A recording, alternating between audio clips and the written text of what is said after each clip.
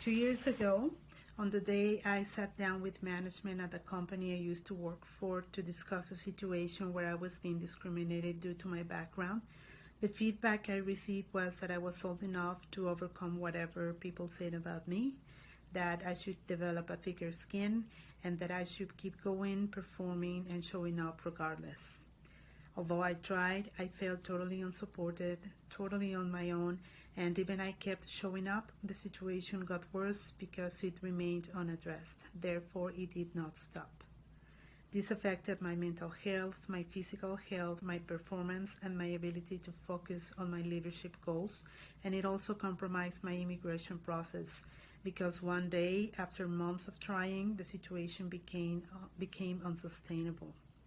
Then I found myself ill, unemployed, and homeless because I lived at the staff accommodation building, and my permanent residence application was at stake due to my unemployed status.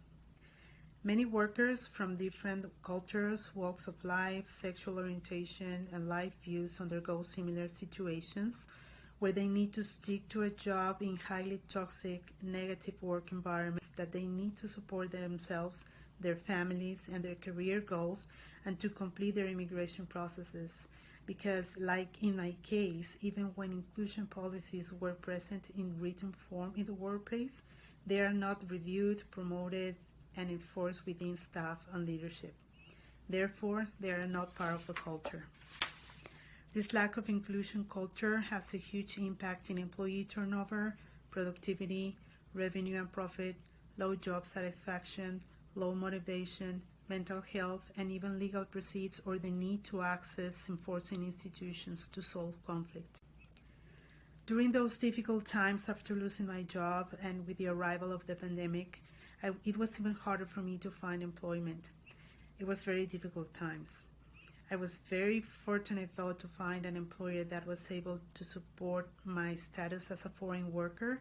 And not only that, it's a company that holds a robust inclusion culture that spreads from leadership into all the areas and promotes respect, support, health, safety, job satisfaction, and it's also a company that's socially engaged with resources to navigate our diverse community. To me, inclusion is not only a matter of written policy driven by leadership. We are all responsible to sustain an inclusive culture, to observe it, and to make it grow, and to reach out to our neighborhood, our community, our province, and our country.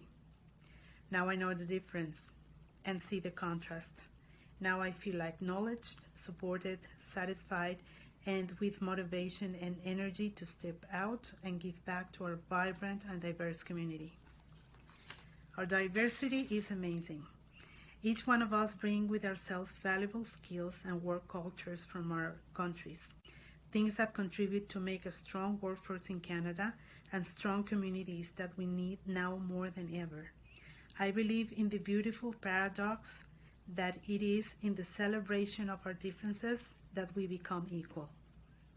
Canada is an amazing place that has room not only for financially thrive, but it also gives room to give back. That's what a robust, diverse work environment creates.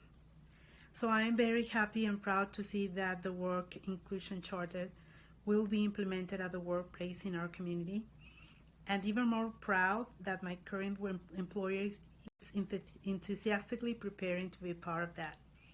The Work Inclusion Charter provides a fertile ground for growth, for coming together, and for making great things out of our differences. Thank you very much.